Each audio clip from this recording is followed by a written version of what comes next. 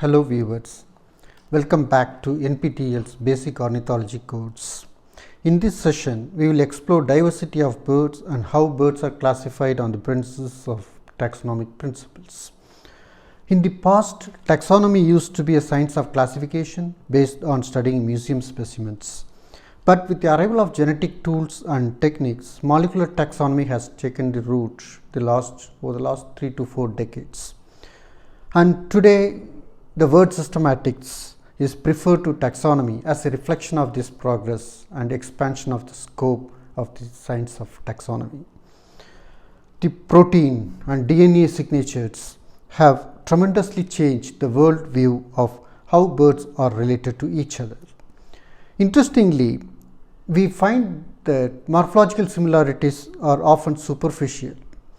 For example, we now realize that falcons are not true raptors, but instead they are more closely related to parakeets. And even at a lower level, species limits often pose a great challenge, and with the molecular tools, species limits are being increasingly resolved. For example, our erstwhile purple swampin, a very common water bird, is now thought to comprise 6 species globally. This is an outcome of how we define a species based on genetic similarities. And this is precisely what we will learn in this video. We will first get ourselves familiar with some fundamental principles of avian taxonomy, species concepts, and different schools of thought. Then we will move on to modern classification of birds with reference to Indian avifauna. So, why should we care about bird taxonomy? So, taxonomy has been traditionally viewed as an esoteric discipline left to taxonomists to discuss and resolve issues in classification. So, it is natural to ask this question. So, what does a bird ecologist or conservationist or a bird watcher benefit from knowledge of taxonomy? Well, there are over 10,000 species of birds in the world, of which 1,300 species are found in India. This amazing diversity naturally raises several questions. How are these species related to each other, and when and where did they speciate? So, knowledge of taxonomy and classification is critical to understanding these questions of evolutionary relationships. And a knowledge of family and genus level relationships is also very important in interpreting the findings of ecological studies on birds. For example, are phylogenetically similar or closer species also ecologically similar? What plays a major role in structure of avian assemblages, evolutionary history or ecology, and so on. Interestingly, a good understanding of bird classification greatly helps us in developing species identification skill in the field. This is because bird species belonging to a particular genus or family or even order often share similar morphological, vocal and behavioral traits. So, a basic knowledge of a family, genus or order to which a species belongs will also help us to identify that particular species or the group to which that species belongs right in the field. So, that actually makes us a much better and informed bird watcher. And finally, one of the critical applications of taxonomic knowledge is in identifying threatened populations of bird taxa. As you know, threat status of a species is generally assessed across its global distribution range.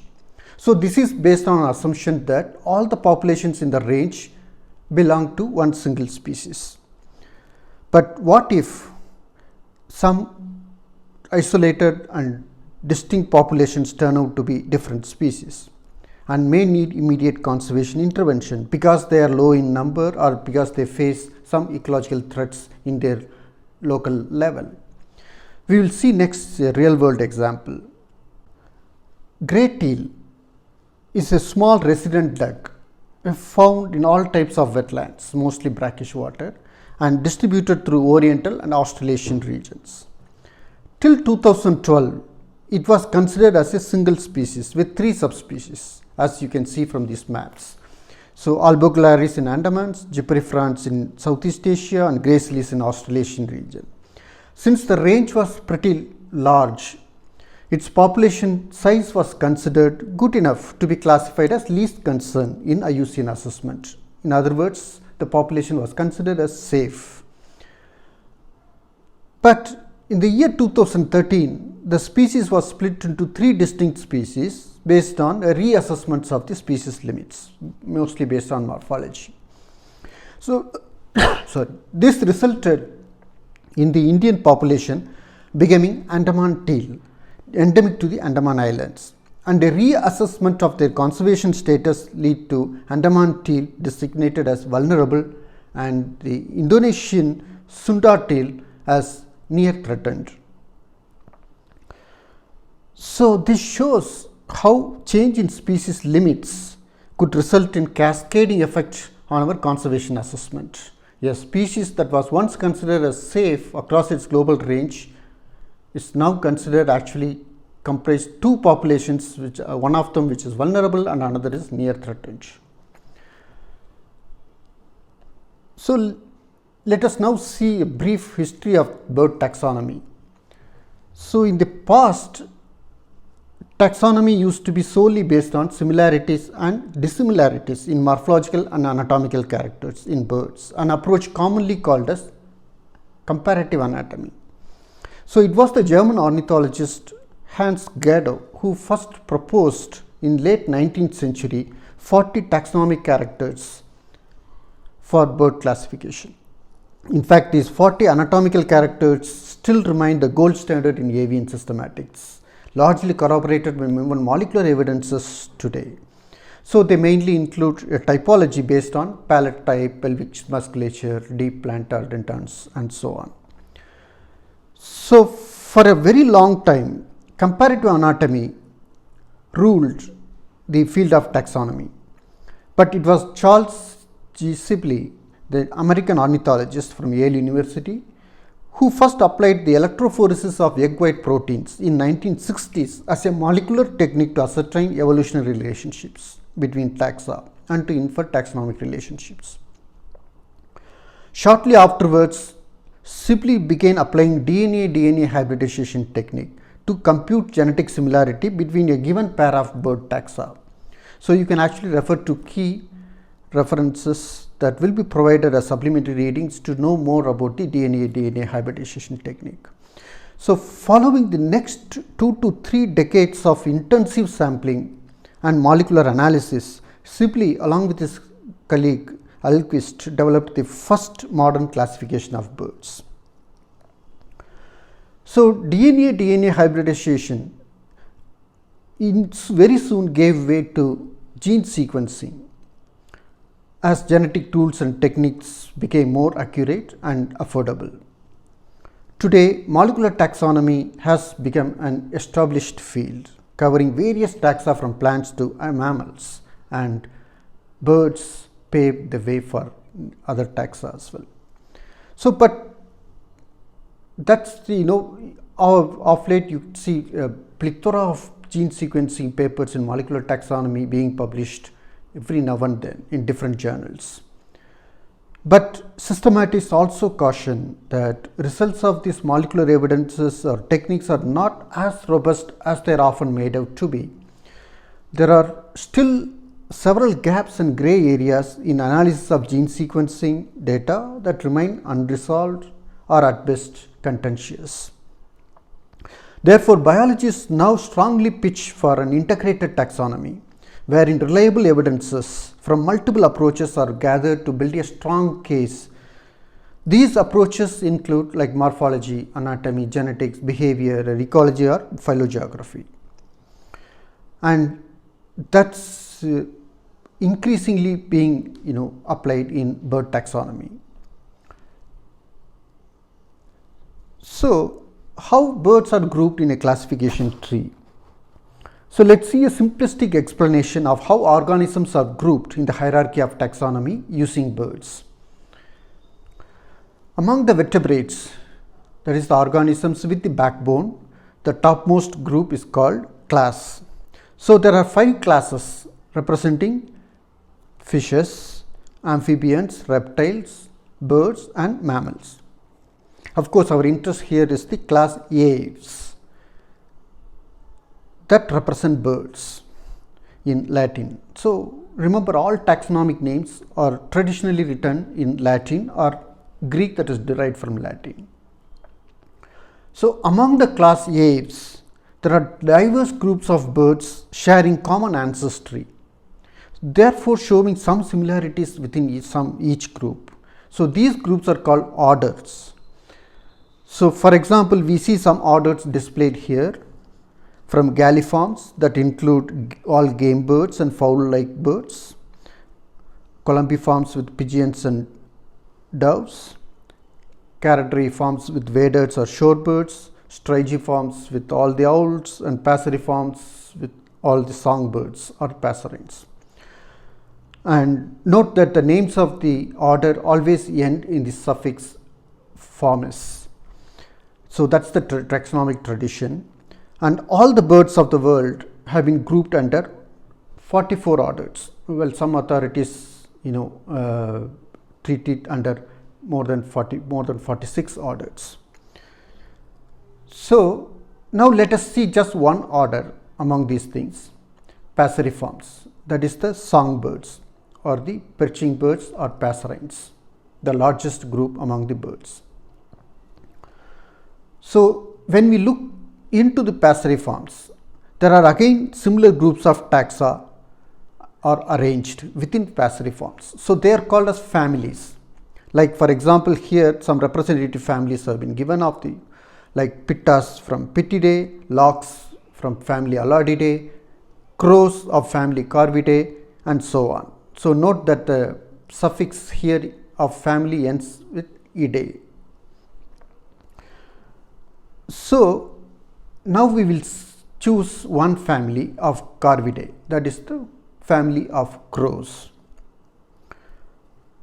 And when we go deeper into the family of Corvidae, we find again the family has several genera, or in singular form is genus. So, that is the next level of similarity among the members of the family Corvidae. So, the Corvidae family Corvidae has crows belonging to the genus Corvus, jays belonging to the genus Garrulus, and treepies belonging to Dendrocita, and choughs of the alpine mountain areas under the genus Pyrrhocorax, and so on. So, we will now see, we will just select one genus, that is Corvus, that is the typical crows. So, the next level of taxa below the genus is the actual species, the last unit of taxonomic classification. So, two species of crows are shown here in the genus Corvus, large-billed crow and house crow. Actually, there are 45 species in this genera around the world. In India, we have probably 7 to 8 species of crows in the Indian subcontinent. So, you can see that a species is written as a combination of both genus and species names. So, this practice is called binomial nomenclature in taxonomy. This scientific name of a species, like for example, Corvus macrorhynchos for large-billed crow, this is to ensure unambiguous communication over the idea of a taxon across languages or region. So, the house crow is known as Corvus splendens. So, as per the International Code for Zoological Nomenclature, the most basic unit of any taxonomic hierarchy is the species, and no further groupings are recognized. But however, in some taxa, including birds, species are often grouped into subspecies or race based on geographic differences in morphology. For example, house crow comprise 4 subspecies as shown here, each occurring in different parts of its distribution range, like Corvus splendens in mainland India, Corvus splendens zagmayeri in the northwest India, Proticatus in southern India and Sri Lanka. So, you can notice subtle morphological differences among these taxa. So, they are called subspecies in the sense that they are still belong to the same species, that's a house crow. So if you now wonder why some levels of similarity give rise to families and others genera, the answer lies in the degree of evolutionary relationship among the taxa. So this degree of evolutionary relationship determines whether this relationship has to be termed or grouped under order or family or genus. So taxonomists have accordingly developed several criteria in this regard, of course, which are still debatable and also vary between authorities.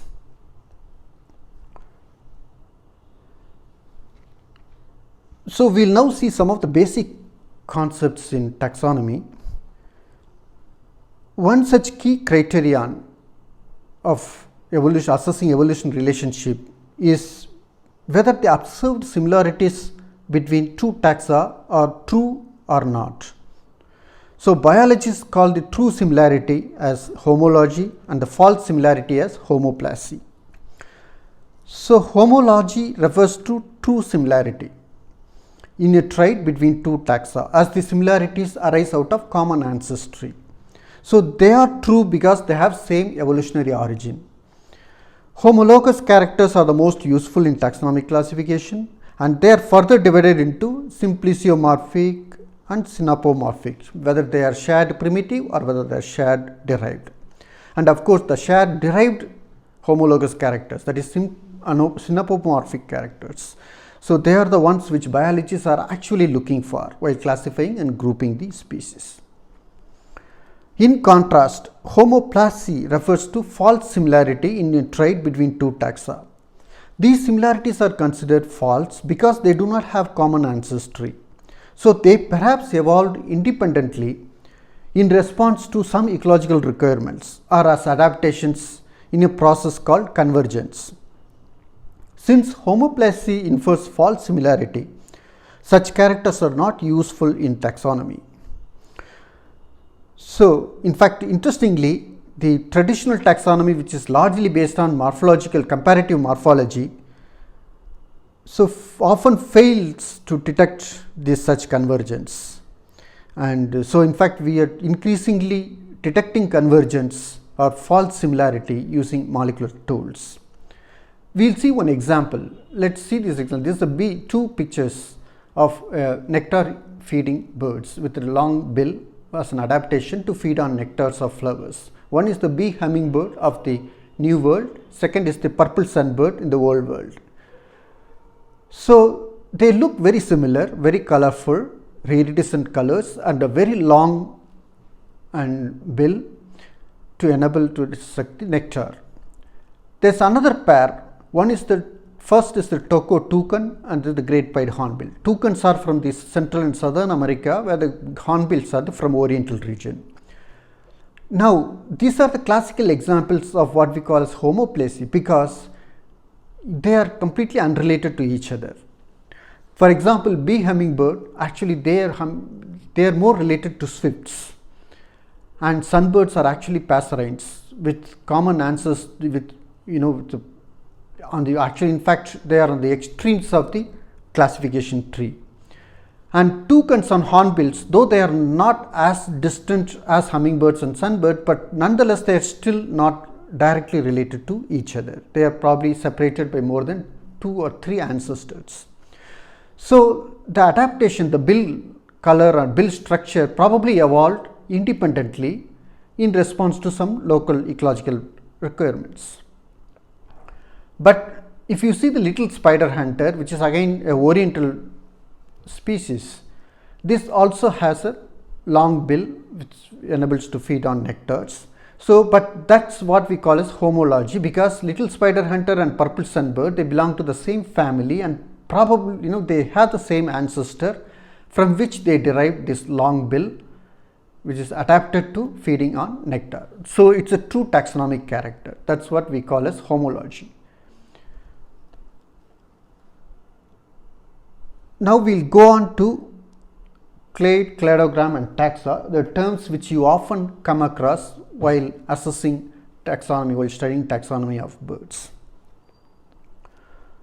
We'll This tree, and you can see the tree and branches diagram. This is conventionally used to describe the relationships, the evolutionary relationships among birds. The red circles at the end of the branches refer to taxa. It could be genus, family, or species.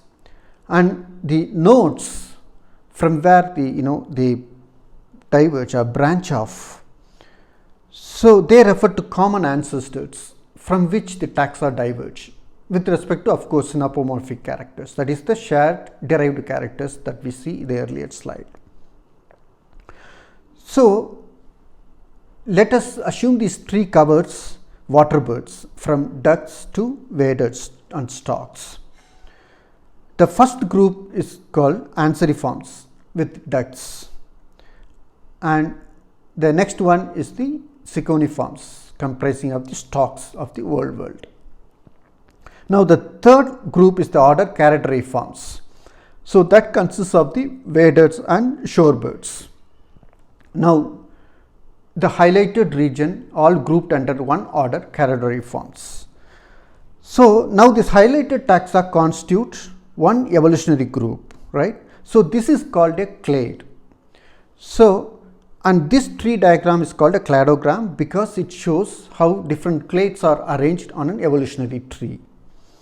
A clade can be any group within these with a common node. So in fact, even the order Charadriiformes is one clade, even order Syconiformes is another clade, order Anseriformes is another clade.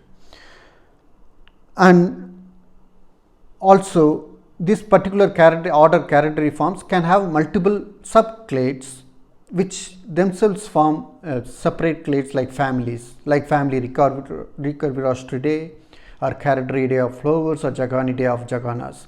So each family again forms a clade within the larger clade of Charadriiformes. Note that this cladogram is much simplified one to demonstrate its concept. In real analysis, you may need to develop cladograms equally across the clades, because for here actually we have treated Charadriiformes much more in detail than compared to the Anseriformes or Syconiformes. So this is the basic concept of the cladogram and what's called a clade. And in fact, the entire thing belongs to the infraclass Neognathae. It can also be called a clade. The next one is that concept is the monophyly. So a clade, theoretically speaking, should be monophyletic, in the sense that, in other words, a clade should comprise all its descendants and their ancestor. This phenomenon is termed monophyly in systematics. By this definition, each order, family, or even genus should be monophyletic in theory, but mostly they are not. In fact, that's the purpose of the whole molecular studies, molecular taxonomy studies. We'll see one example. So in this example cladogram, it's a very simple cladogram. The green circle C, D, E share the same ancestor 3. So the ancestor 3, that the monophyletic clade 3 is the clade 3 is actually monophyletic because it has all the descendant species C, D, E and the ancestor together. So it's called a monophyletic clade.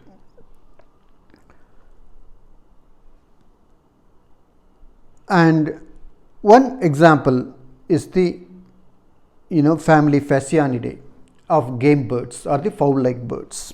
As per the current knowledge, this family has all the known members, and we do not suspect any member that has been placed in other bird families. So we consider family Phasianidae of game birds as a monophyletic family. Fine. So now we will see the other types, the paraphyly. Suppose if any member is left out of a clade, it is termed as paraphyly. See this example. In this example, the taxon A is left out of the supposed clade 3, making the clade 3 as paraphyletic, because the taxon A has been placed in some other clade, that is clade number 1 instead of clade number 3. So, the clade number 3 now becomes paraphyletic, it is no longer monophyly. Of course, taxonomists assume each designated order, family or genus as monophyletic until someone discovers the phenomenon of paraphyly and undertakes the course correction. For example, this is the family Paridae of tits, a group of tiny insectivorous birds of forest canopy, and the family Paridae was long thought to be monophyletic because they all look very similar behaviorally, vocally and ecologically, and there is no reason to suspect any other bird as belonging to this one. There is also the second family Corvidae, so crows and allies. So, including the high altitude ground, that Corvidae has one species, the high altitude Hume's ground pecker it is called. So, for a very long time it was considered as a corvid, very closely related to crows because it behaves more like choughs, which is also in the crow family. So, everything was fine till Helen James and her colleagues in 2003 discovered through molecular studies that Hume's ground pecker was actually a tit. So, it was an accidental discovery through the molecular studies in the phylogeny. Suddenly, both the families now become paraphyletic because Corvidae has one member which does not actually belong to them. Paridae did not have that member which actually a parid, which was put in Corvidae. So, Hume's ground pecker was subsequently moved to Paridae and renamed as ground tit, in line with other tits in the family. So, now after moving these things, after moving of Hume's ground pecker to Paridae, both the families now become monophyletic. Now, this is the purpose of the taxonomists. They always strive for making all the order, families, genus as monophyletic as possible, because that's what that's what makes our arrangement of evolutionary relationships correct, more accurate. So, if you look at the polyphyly, there is other extreme form of non-monophyly in which taxa that are separated by more than two ancestors are placed together in a group. In earlier paraphyly, we saw taxon being separated by more than one ancestor, but the polyphyly is that by more than two ancestors. So, let us see this example. This one clade, clade 1. So, here the clade 1, it probably, this example, the taxa A, B, C, D, E, all of them have been grouped together under the clade, but someone discovers that taxon B and D do not belong to this clade and they probably belong to completely two different clades. So, that scenario, this clade will become polyphyletic because it contains two species or two taxa which actually belong to two other clades. One classic example is the group of wren babblers.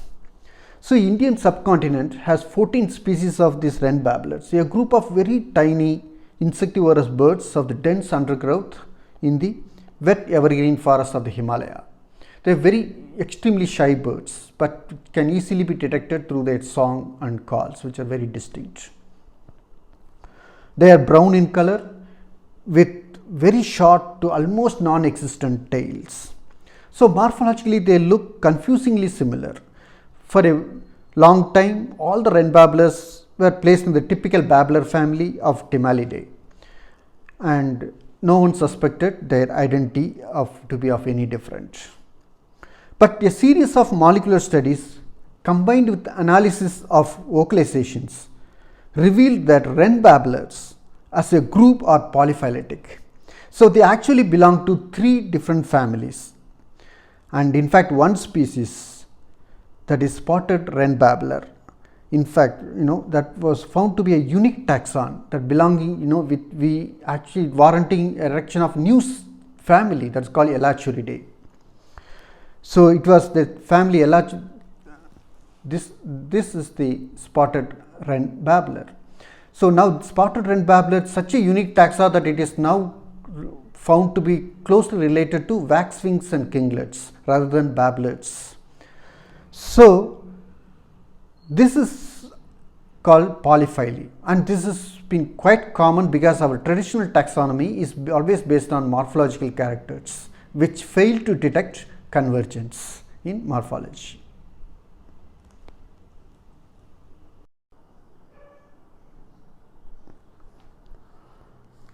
We will now explore a more fundamental question in biology that has immense ramifications for taxonomy as well. What exactly is a species, the fundamental unit of biodiversity and classification? For example, two species of miniverts and insectivorous groups of woodland birds are shown here, scarlet minivert and orange minivert, along with their distribution ranges taken from eBird. So while scarlet minivert is spread across central and northern India, orange minivert is confined to southwestern India and Sri Lanka. So till some years ago, both were treated as subspecies of a single species, the larger scarlet minivert. But differences in morphology, vocalization and allopatric distributions, that means they have been distributed in two distinct populations, led to their split. So what are the criteria that define a species? Well, the answer varies with different species concepts. The most popular and long held view was the biological species concept, shortly known as BSC, sometimes referred also to as evolutionary species concept. So it was formalized by Ernst Mayr in 1942. As per this definition, a species refers to a group of interbreeding natural populations that are reproductively isolated from each other or from other such groups. One of the weaknesses of BSC is that it cannot be applied to asexually reproducing taxa or even to sexually reproducing taxa like birds that are geographically distinct, like the case of the miniverts shown here. So when two populations are geographically isolated, how do we ascertain if they would mate? Like the case of these two miniverts shown here, perhaps they were treated as a single species earlier on the assumption that they would mate if they were together. But that's quite speculative. To circumvent this issue, phylogenetic species concept was proposed by Joel Gracroft in 1982. So PSC, sometimes called as cladistic species concept, emphasizes on two components of a species: diagnosability and common descent. As such, phylogenetic species concept does not recognize subspecies, as any diagnosably distinct subspecies would merit a species status. Though PSC is progressive and accommodative of all forms of taxa, including asexually reproducing organisms, evolutionary history of most of the species still remains unknown. So that's the issue with the applying phylogenetic species concept across board. Considering these, a hybrid approach is increasingly used in systematics. Like biological species concept remains the mainstay of species limits, but in case of allopatric, that means geographically disjunct and diagnosably distinct populations, phylogenetic species concept is applied, like the case of these two miniverts. Besides the very philosophical issue of defining a species, there are also other challenges from the real world organisms, and birds are no exception. One such challenge is the polymorphism, where a species occurs in different plumage or color morphs, and these morphs often live together, they readily mate with each other, and the color morphs seem to be heritable in most cases, if not all. All these attributes defy a conventional definition of species. Genetic models show that polymorphism may arise out of disruptive selection, a selection driven by particular environmental factors. But we have just begun to explore the biology of polymorphism, as it is not yet fully understood. Polymorphism is particularly common in taxa, bird taxa like raptors, seabirds, cuckoos, and game birds. One of the classical examples among the Indian avifauna pertains to variable wheatear, a species of insectivorous birds in northwestern India of semi-arid tracts. So, variable wheatear occurs in three morphs. As you can see from these three distinct pictures, they look like completely three different species, but then the females look very much alike, and often they interbreed and they occur together. So, for a very long time, all the three morphs, Capistrata, Piccata, or Opistholeuca, all the three forms have always been treated sometimes as subspecies, sometimes even as separate species. And also take the case of raptors like booted eagle. So, most of these raptors have very distinct dark morph and very distinct pale morph. And in fact, it is now increasingly known that even sometimes, the same individuals some seasons may adopt, the pale morph plumage, and some species the dark morph as well. So, this poses a great challenge to species identification or even definition of a species. Another challenge in species designation in birds stems from what we call as cryptic species. Cryptic species refers to two or more species that look morphologically similar yet do not interbreed. Often they were long thought to be single species, till someone discovers them to be a complex involving two or more species. For these reasons, they are also known as sibling species. Cryptic species are very common in birds that are normally challenging for bird watchers to identify. These include gulls, larks, pipits, prionias, and warblers. This example shown here is that of the golden spectacled warbler of the Himalayas. Long believed to be a single species, Per Ahlström, the Swedish ornithologist and taxonomist, in 1999 discovered through extensive analysis of vocalizations that this single species of golden spectacled warbler actually comprised of no less than 6 species. And the other issue is the hybrids, which cause problems in identifying species ID. Contrary to our perception, birds do hybridize in the wild, and quite often. Hybridization between two closely related species often results in hybrids with plumage patterns distinct from the parent taxa. So, normally hybrids do not survive beyond F2 generation, but when they do perpetuate to small localized populations on some rare occasions, they are often mistaken as new species. A classic example among the Indian avifauna is the case of the intermediate parakeet, also known as Rothschild's parakeet. It was never seen in the wild, but was known only from a handful of live specimens in captivity from sub-Himalayan Gangetic plains of UP and Bihar. It remained a mystery bird for very long. So, it was American ornithologist Pamela C. Rasmussen who demonstrated that intermediate parakeet was actually a hybrid between plum-headed parakeet and slaty-headed parakeets, and most likely in captivity. Other intriguing problem of species concepts in ornithology is what is commonly termed as ring species. It's a very peculiar phenomenon.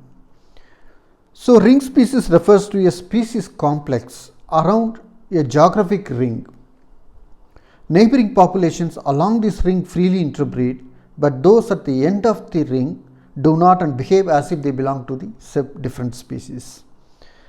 Though the phenomenon of ring species has been reported from several bird taxa, it has been very hotly debated among the biogeographers.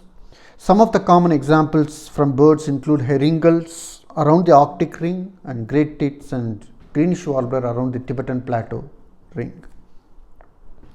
So this example shows the ring distribution of greenish warbler complex around the Tibetan plateau, from Viridanus in the west to Trochilidus in the south. So 4 interbreeding taxa are involved as a ring shaped distribution. So, but the Plumbitorsus, which is in the eastern Asia, when they meet Trochilidus, they behave as if they do belong to 2 distinct species. They don't recognize each other. So the erstwhile single species of greenish warbler is now treated as a complex of 3 species, including Nitidus, which branched off from Viridanus, and Plumbitorsus. So these are some of the major issues of species definition in birds and ornithology. When we will just see a brief of what are the major systems of bird classification that exist in the past and today. So several classification schemes were proposed for birds all along the course of the history of ornithology. However, 2 classifications rule the world of ornithology through most part of 20th century. The first was developed by Alexander Wetmore, an American ornithologist, in 1930s. Wetmore's classification put finches as the last terminal taxa among the birds, widely followed in the old world, including India. So if you look at the Salim Ali and Ripley's classic handbook, they actually followed Alexander Wetmore's classification. The second major classification was that of the British ornithologist James L. Peters, proposed first in 1931. So Peters' list had crows as the last taxa, contrary to Wetmore's, but otherwise it was quite similar to what Wetmore has proposed. Curiously, Peters' classification was more popular in the New World, though it originated from the Europe. Moroni et al. Then published an updated classification of birds in 1975, taking into consideration all the published works on avian taxonomy and species limits in the second half of the 20th century. This was followed by the iconic series Handbook of the Birds of the World, a 17-volume reference book. Then arrived the Sibley and Munro's first modern system of classification of birds in 1990, based on molecular data using DNA hybridization.